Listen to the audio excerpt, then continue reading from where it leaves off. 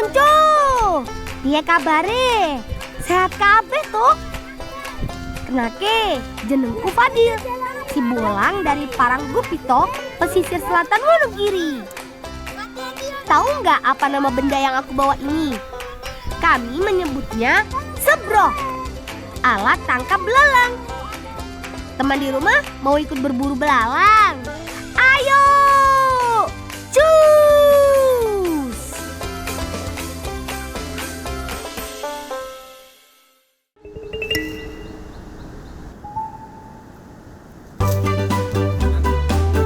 I Imron di mana ya? Katanya mau ngajak kami cari belalang di kebun. Oh alah, ternyata Alik Imron udah berburu belalang duluan. Ayo, kita berpencar. Teman, biasanya belalang keluar saat musim penghujan seperti sekarang ini. Lompat sana, lompat sini. Si belalang ini termasuk serangga yang lincah loh. Selain jago terbang, kakinya yang panjang membuatnya bisa melompat sangat jauh. Iya, belalang bisa melompat 20 kali panjang tubuhnya. Wih, kalau ada olimpiade serangga bisa menang dia. Ada satu ekor belalang lagi semedi nih.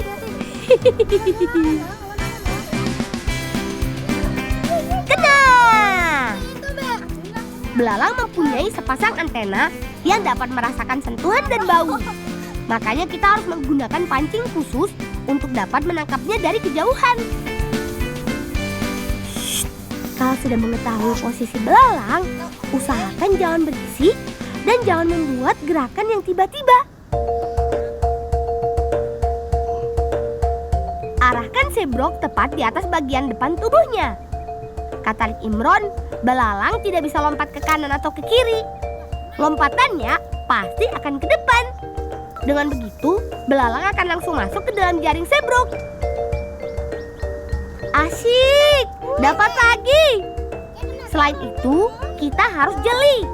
Untuk melindungi dari serangan pemangsa, belalang punya warna tubuh yang menyesuaikan lingkungannya. Ada warna coklat, abu-abu, dan hijau. Kalau dibiarkan, belalang ini dapat menghabiskan daun singkong dan daun jagung dalam sekejap. Kasihan kan Pak Tani? Belalangnya sudah banyak nih. Ayo kita bawa pulang. Setelah ini, kami mau bantu Pak Lik membuat intip.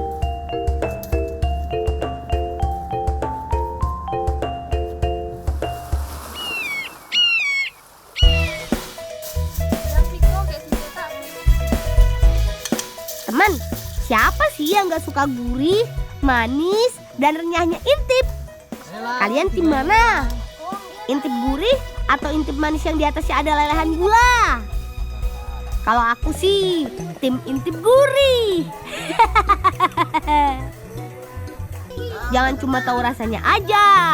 Sekarang kita lihat cara buatnya yuk.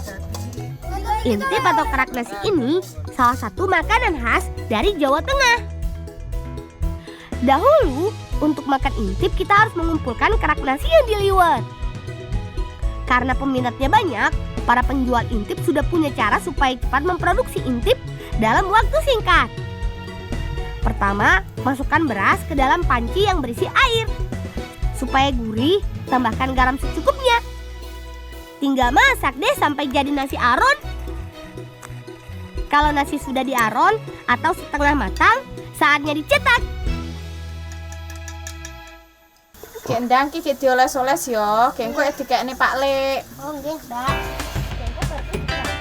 Sebelum mencetak nasi aron, terlebih dahulu olesi permukaan cetakan menggunakan minyak sayur. Gunanya supaya intip basah tidak lengket dan mudah diambil. Masukkan nasi aron ke dalam cetakan. Lalu pipihkan bagian tengahnya. Alatnya bisa menggunakan sendok atau cetakan khusus seperti ini. Setiap cetakan mempunyai 4 lubang yang bisa kita isi. Dengan cara ini, Pak Lik tidak perlu khawatir kalau mendapat banyak pesanan. Panggang cetakan di atas bara api. Pak Lik menggunakan bara dari arang supaya panasnya merata. Setelah mengering, susun intip di atas idik atau anyaman bambu ini. Dengan cara ini, Pak bisa mempersingkat waktu penjemuran. Dijemur 1 hari juga intip sudah siap digoreng. Kalau menggunakan sinar matahari saja, bisa berhari-hari lamanya. Apalagi musim penghujan seperti saat ini. Ayo kita goreng intip yang sudah kering. Kata Mbak Wulan, menggoreng intip harus dengan minyak panas yang banyak. Ini supaya intip bisa mengembang alias tidak bantet. Tuh lihat, baru dicemplungin intipnya langsung mengambang. Menggoreng intip tidak membutuhkan waktu lama. Kalau panasnya pas, nggak sampai 1 menit juga sudah matang. Hehehe. Wih, kelihatannya renyah dan gurih ya. Jadi gak sabar buat cicipin. Mbak, mangan di sini, Mbak. Kosek lang, kok dimakan karo walang enak banget. Wih, masuk Mbak Wulan. Ayo, gak pakai lama. Kita masak belalangnya.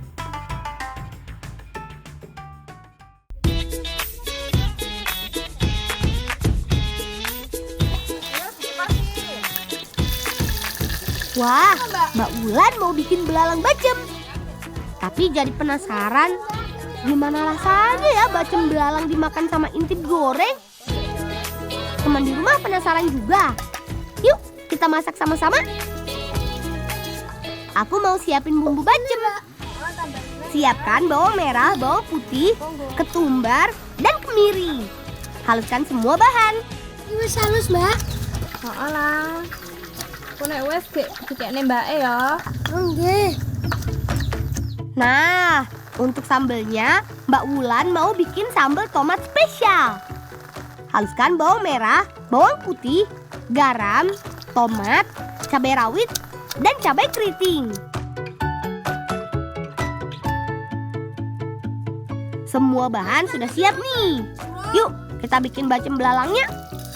Masukkan bumbu halus bersama daun salam, lengkuas, sereh, dan daun jeruk. Setelah harum, tambahkan air secukupnya. Tambahkan gula merah dan sedikit kecap. Terakhir, masukkan belalang gorengnya. Aduk-aduk sampai merata. Wangi ya, Mbak. Oh, tau, kok pasti kena iki. Sambil menunggu bacemnya matang, tumis sambal tomat spesialnya. Tujuannya supaya aromanya lebih keluar dan lebih lembut. Bacem belalang dan sambal tomat spesialnya sudah matang. Ayo kita susun. Letakkan belalang bacem di atas intip. Kemudian siram dengan sambal tomat spesial.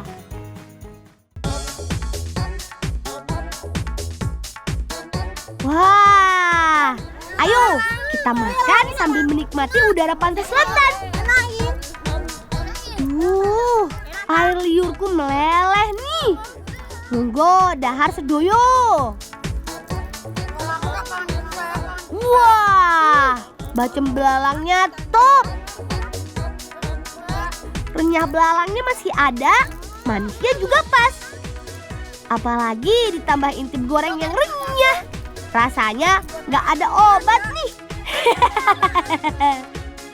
Selain enak, belalang merupakan sumber protein alternatif yang murah. Selain itu, belalang juga banyak mengandung vitamin dan mineral yang baik bagi tubuh. Tapi buat kalian yang punya alergi protein jangan coba-coba ya. Bisa gatal-gatal atau biduran nanti. Kalau kami sih sudah biasa.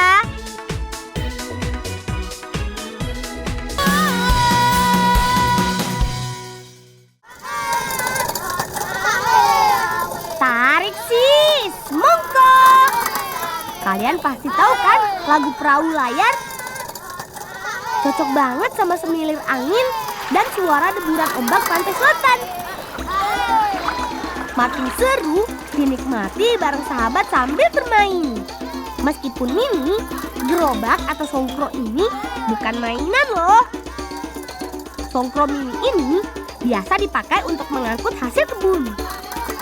Bukan tanpa alasan, songkro mini dibuat supaya bisa masuk sampai kebun dengan jalan yang sempit. Lumayan lah, bisa angkut singkong atau pisang setan dari rumah. Hehehe.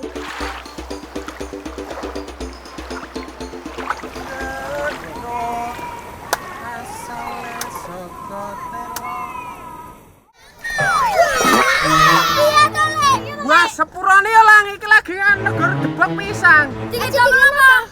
Iki arep dienggo gawe kripik debok. Lah kemandes kok endi? Kok dolanan? Kok dolanan? Nggih. Ya wis nek ngene wae iki berhubung pite Pak Le lagi rusak, iki tolong angkut nang gerobakmu ya. Ale, ayo kanca-kanca di angkat sih ayo. Ayo. Yo yo. Duh, Lik Imron, hampir aja bikin jantungku copot.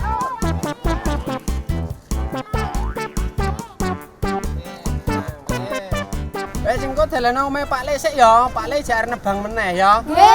Siap Lik Imron, dengan senang hati. Ayo kanca-kanca.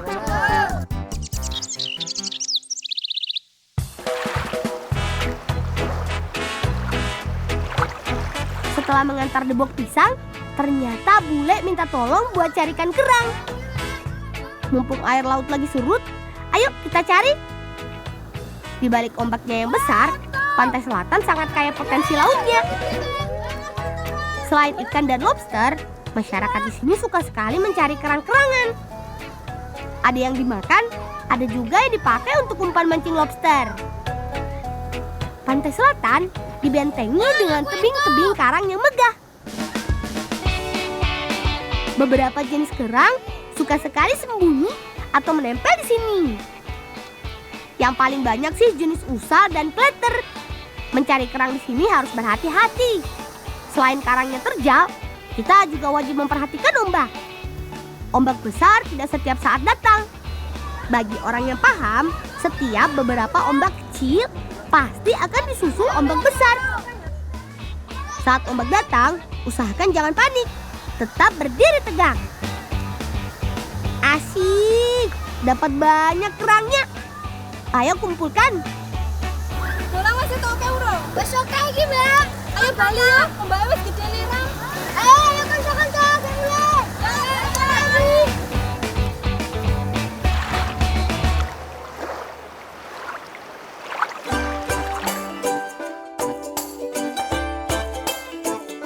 Sambil berjemur, kita sambil bakar kerangnya yuk. Makasih Mbak Wulan, sudah bilas dan jemur baju kami. Hehehe. Ya, dulu deh apa tuh, Mbak? Ini juga gawe kapur sirih. Hati-hati kok kamu sini panas itu, Mbak. Awas kok bingung kok terus gawe kripik. Oh walah, kirain cuma mau diambil dagingnya saja. Teman, selain dimakan, cangkang kerang juga bisa kita manfaatkan untuk bahan kapur loh. Pertama, bakar kerang di atas bara api. Cara ini akan memudahkan kita untuk memisahkan daging kerang yang ada di dalam cangkang. Kerang yang bisa dimakan, dibakar setengah matang saja. Sedangkan cangkang yang mau ditumbuk, harus dibakar sampai cangkang memutih. Ini sih enak isinya diangkat ya. Iya, Mbak. Dekku di sate. Oh, apa ini tuh, Mbak? Enak banget. Asik, apalagi kerang usal ini. Dagingnya tebal. Panas juga barangnya. Sebelum disate, kita siapkan tusuknya. Selanjutnya, cukil daging dari cangkangnya. Pisahkan daging dan isi perut yang rasanya pahit. Wis rampung gendang itu dibakar kono ya, dibakar. Ini Mbak, panggang. Sambil menunggu sate kerangnya matang, aku dan Bintang bantu Mbak Wulan haluskan cangkang kerangnya. Cangkang kerang mengandung kalsium yang tinggi. Semakin keras cangkang, semakin tinggi kadar kalsiumnya. Asik, satenya sudah matang. Sate kerang bisa jadi pilihan cemilan saat jauh dari rumah. Meskipun tanpa bumbu, rasa gurih air laut dan kenyalnya daging sudah cukup untuk mengganja perut. Rampung. Bun. Ayo mulai yuk. Ayo. Ayo kanca-kanca mulai. Ayo, kita bawa kapur kerang ke bule.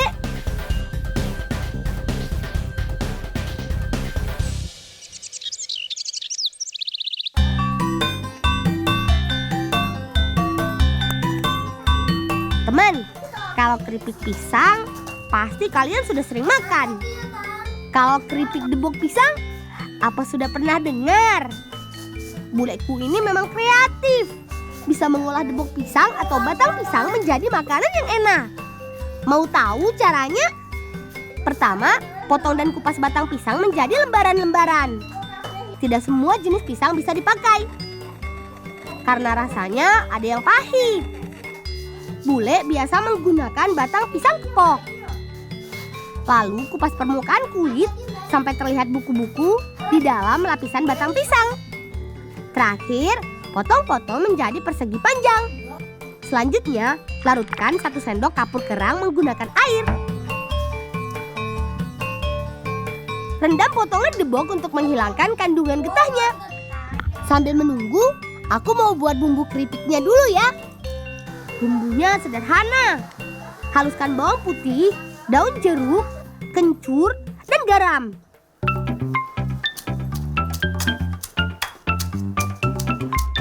Selanjutnya, masukkan bumbu ke dalam panci berisi air. Tiriskan debok yang sudah direndam air kapur. Kemudian, rendam ke dalam air berbumbu. Diamkan beberapa saat supaya bumbunya meresap. Debok siap digoreng. Ada 2 macam cara untuk menggoreng keripik debok. Cara pertama adalah membuat keripik debok tanpa warna. Tiriskan debok dari rendaman bumbu, kemudian masukkan ke dalam tepung kering. Bolak-balik, lalu cemplungkan ke minyak panas. Goreng sampai kering dan warnanya menjadi kecoklatan.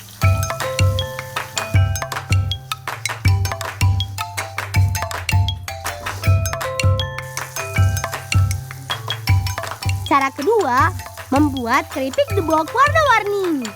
Sebelumnya, tepung sudah dicampur dengan pewarna makanan hingga menjadi adonan encer. Masukkan debok yang sudah direndam bumbu ke dalam adonan, langsung goreng seperti cara yang pertama tadi.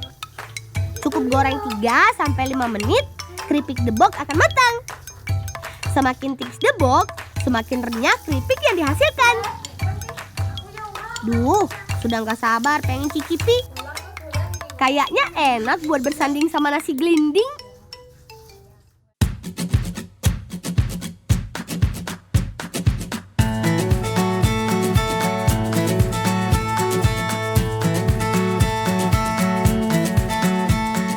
Saatnya makan. Wow, keripiknya gurih dan renyah. Bahkan gak berasa kalau ini terbuat dari debok batangnya pisang. Apalagi dimakan dengan nasi gelinding khas Wonogiri. Makin jos. Tanaman pisang memang mempunyai sejuta manfaat. Selain bisa diolah menjadi makanan yang enak, batang pisang mempunyai zat yang dapat membersihkan sistem pencernaan kita. Ayo habiskan, biar tubuh sehat dan kuat.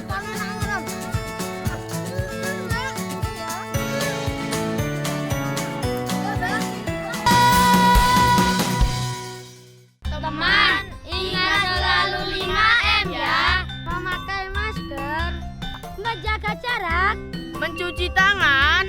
menghindari kerumunan, dan mengurangi mobilitas. Salam Kota Papua.